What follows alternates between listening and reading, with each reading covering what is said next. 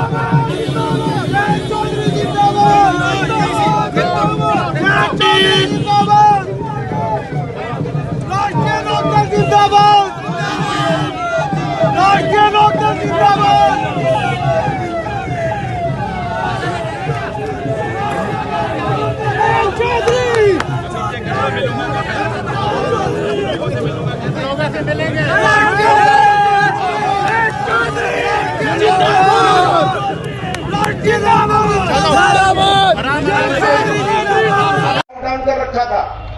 योगी जी ने कानून बना दिया कि 18 साल के पट्टे पे आप खेती की जमीन कोई कॉर्पोरेट कोई इंडस्ट्री लेना चाहे तो ले सकता है। 18 साल का पट्टा वैध कर दिया है। इनके चरित्र को समझो। एक तो व्यापार पे कब्जा करेंगे, भाव की कोई बात नहीं है उसमें। आप इनके साथ करार करोगे, गलती आपकी कुछ नहीं होगी। अगर मार्केट में परिवर्तन आ गया तो कह सकते हैं हम नहीं खरीदते, जाओ। पैन कार्ड से कोई भी खरीद लेगा। पहले लाइसेंस की जरूरत होती थी। पैन कार्ड धारक कितने नकली घूम रहे हैं क्या पता नहीं भारत सरकार को। कितना आसान है नकली पैन कार्ड हासिल करना। बस 2018 में खुद सरकारी आंकड़े हैं, उन्होंने दावा किया था हमने 18 करोड़ पैन कार्ड आधार से लिंक करके पकड़े हैं जो फर्जी। खुद सरकार ने 2018 में बयान दिया है कि देश में 18 करोड़ पैन कार्ड जब उन्होंने लिंक किए आधार कार्ड से तो फर्जी पाए। और वही सरकार कानून बना रही, कह रही कोई भी पैन कार्ड से जाकर जो सीधा खरीद लेगा। कहां मिलेगा बाद में? कहां से मिलेगा पेमेंट? नहीं मिलने का, ढूंढते रह जाओगे। और फिर कानून में यह प्रावधान करना कि किसान सिविल कोर्ट में नहीं जाएगा। कंपनी वाले तो कह सकते हैं नमी है नहीं खरीदेंगे, उनकी शिकायत वैध है, उनके पास सारे तरीके हैं, वे ताकतवर हैं। और एक निहत्ता कमजोर किसान उनसे लड़ पाएगा? सामर्थ है क्या? और कोर्ट में नहीं जा सकते। तो इतना ही बढ़िया कानून था। इनकी सोच अच्छी होती, किसान हितैषी होते तो इतने बेहुदे कानून नहीं बनाते। अब की बार ये सरकार ने, अगर इनकी नीयत आपके लिए अच्छी होती तो ऐसा कभी कानून नहीं बनता कि 1 करोड़ का जुर्माना लगाया जाएगा पत्ती जलाने पर और किसानों को जेल भेज दिया जाएगा। जब इन्हें ऐसा करना होता तो कोर्ट का सहारा लेते। हमसे पूछो भाई, यहाँ ट्रैक्टर कितने साल किसान चलाता है? 20 साल 30 साल तक ट्रैक्टर चलते, ट्रैक्टर नहीं बदल सकते। और उन्होंने बंदिश लगा दी 10 साल बाद ट्रैक्टर नहीं चलेगा। जब किसी से आरक्षण छीनना हो तो कह देंगे सुप्रीम कोर्ट है। आपका ट्रैक्टर छीनना हो कह देंगे सुप्रीम कोर्ट है। 1 करोड़ के जुर्माने वाला कानून बनाया। जब मोदी के प्यारे भक्तों से पूछो भाई क्यों बनाया, कैसे हम क्या कहें हमने नहीं बनाया, तो सुप्रीम कोर्ट। और फिर क्या दे रहे मंदिर हमने बनाया। क्यों? तो समझ रहे हो, जब इन्हें तो फायदा दिखता तो सुप्रीम कोर्ट, जब फायदा नहीं तो हम तो इनके झूठ को तो पब्लिक पहचान गई। आपत्ति और नाराजगी लोगों में इनके व्यवहार को लेकर भी है।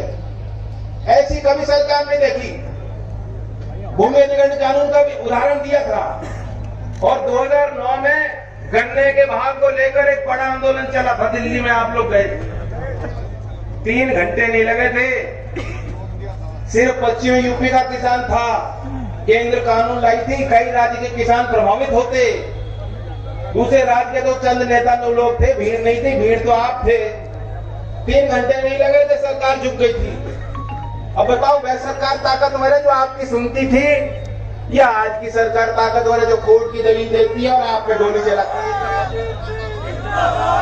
आप पे लठबाजती है, आपके लिए कील बिछाती है, उल्टा आपको कहती है तुम गवार हो, तुम्हें नहीं मालूम सरकार के कामकाज के तरीके, तुम नहीं समझ सकते कानून, तुम नहीं जानते सरकार की नीतियां। अरे जिनके पूर्वज भगत सिंह रहे हो, चौधरी चरण सिंह जी रहे हो, चौधरी छोटू राम जी रहे हो, महान क्रांतिकारी लोग रहे हो, जिनके बच्चे आज IAS अफसर बन रहे हैं, IPS अफसर बन रहे हैं, वैज्ञानिक बन रहे हैं, खिलाड़ी बन रहे हैं, आप उन्हें कह रहे हो तुम गवार हो, तुम नहीं जानते, जाओ हट, वापिस जाओ, तुम्हारा हक नहीं, तुम दिल्ली में कहां घुसोगे। तो ये बहुत बड़ी लड़ाई इस तंत्र के खिलाफ। और इनकी हंसी, इनकी जो चेहरे पे आज हंसी और मुस्कान है, वह मुस्कान मिटानी है। पेट्रोल पंप पे जाओगे, देखोगे मोदी जी की तस्वीरें हंसते हुए। अब किस बात पे हंस रहे हैं? आप ही पे हंस रहे हैं। एक टोपा घेर रेल, अब की बार पार्लियामेंट में कह रहे थे तो परजीवी है, वहां भी खिल्लियां उड़ा रहे थे। तो हंसी पे एक हमारे यूपी के प्रसिद्ध शायर रहे रघुवीर साहब जी, उन्होंने सत्ता को करीब से, सत्ता में बैठने वाले लोगों पे तंज कसा है, उनके दोहरे चरित्र पे बात कही है। उन्होंने कहा निर्धन जनता का शोषण है, कहकर आप हंसे, लोकतंत्र का अंतिम क्षण है, आप बैठे रहो जी, कहकर आप हंसे, अजी बैठे रहो, सबके सब है भ्रष्टाचारी, कह के आप हंसे, चारों ओर है बड़ी लाचारी, कह के आप हंसे, कितने आप सुरक्षित होंगे। मैं सोचने लगा, सहसा मुझे अकेले पाकर फिर से आप हंसे। समझ रहे हो क्या मतलब? कि तुम हंस रहे हो, तुम्हारे चेहरे की लाली देख रही पब्लिक, जनता के दुख तुम समझते नहीं। तो ये लड़ाई उन लोगों से है, आप गांठ बांध लीजिए। आपके आज के इस प्रयास को देखकर, कार्यकर्ताओं की मेहनत को देख के हम सब लोग गदगद हैं। आपने हौसला बढ़ाया, मैं फिर आभार व्यक्त करता हूं।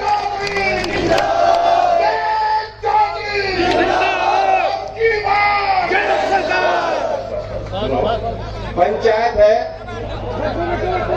मैंने भी लंबी बात की है, लेकिन मैं चाहता हूं कि आखिर में कुछ ऐसा हम बात करें।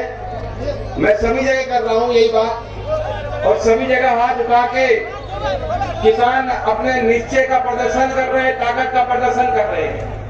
अभी कुछ दिन पहले लखीमपुर पे था, नेपाल के सीमा पे, जंगलों से निकल के गए और वहां किसानों को शेर से मुकाबला करना पड़ जाता है। पीलीभीत लखीमपुर में शेर आ जाते हैं खेतों में, और वो किसान है।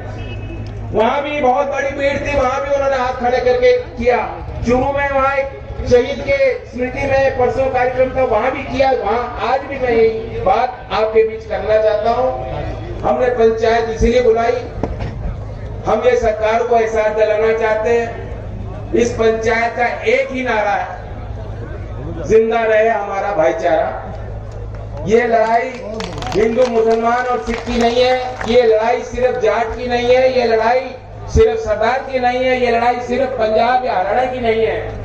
सभी किसान एकजुट हैं और रहेंगे, ना बटेंगे, ना आपको बांटने देंगे।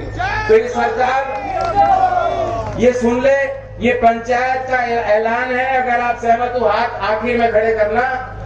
पहली हमारी ये मांग है सरकार से कि जिस तरीके से 80-80 साल के उम्र के किसानों के खिलाफ कानूनी कार्रवाई सरकार कर रही है, इस आंदोलन को दबाने का प्रयास कर रही है। जो निष्पक्ष पत्रकार, निष्पक्ष लेखन करने वाले, समाज सेवी लोग, अलग अलग वर्ग में काम करने वाले एक्टिविस्ट, उनको जबरदस्ती उठा कर जेल में बंद कर दिया जाता है, उनके खिलाफ धाराएं लगा दी जाती है, उन्हें आतंकवादी बताया जाता है। सरकार के स्क्रिप्ट की हम भर्त्सना करते हैं, विरोध करते हैं, सरकार को चेताना चाहते हैं कि एक किसान उनके साथ खड़ा है। ये किसान वर्ग बुद्धिजीवी वर्ग भी है, ये किसान लड़ना भी जानता है, ये किसान हनुमान भी है जो औरों के लिए और सही लड़ाई, सत्य की लड़ाई लड़ना भी जानता है। तो इस किसान को, हनुमान को अपनी ताकत का आपने एहसास दिलाया है, इसको मत छेड़ो।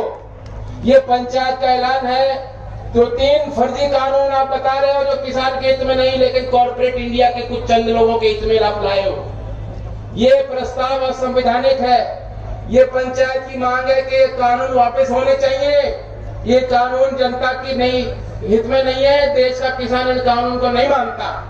और भाव की बात, मंडियों पे एमएसपी भाव किसानों को नहीं मिलता। सरकारी रेट कुछ और होता है, मंडी पे किसान का शोषण होता है। जो भी खरीदार हो, चाहे प्राइवेट का हो चाहे सरकारी एजेंसी हो, एमएसपी जो है किसान का हक बनता है, एमएसपी किसान का अधिकार बनता है। कोई ना कोई कानूनी प्रावधान इसे सुनिश्चित करने के लिए सरकार पेश करे। और आखिर में ये पंचायत ये भी फैसला दे कि आने वाले हर चुनाव में, क्योंकि कहीं ना कहीं तो आपको ये लाइन खींचनी पड़ेगी। आज जो लोग पहले 2 महीने पहले तक बीजेपी का झंडा लगाए फिरते थे, पंचायत चुनाव की तैयारी कर रहे थे, तो बीजेपी के बड़े बड़े नेताओं की फोटो लगती थी। आज उन्होंने वो तस्वीरें हटा ली, अपने गाड़ियों से बीजेपी के झंडे हटा लिए चतुराई में, और गांव में जाके बैठते हैं बनते हुए हम भी किसान हैं, हमें भी भेजा गया है, ऐसी क्या आपत्ति। ये तो सिर्फ चंद लोगों की लड़ाई है। अरे ये तो बड़े किसानों के विरुद्ध मोदी जी लड़ रहे हैं, इससे तो गरीब का बड़ा फायदा होगा।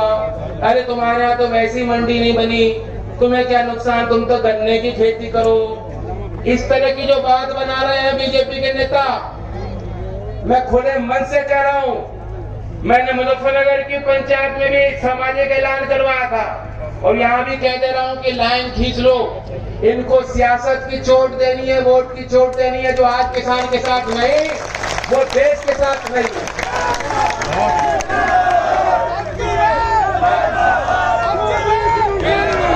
अब ये मेरा आखिरी प्रस्ताव था, सहमत हो तो हाथ खड़ा करके बता दो, दोनों मुट्ठी बना के।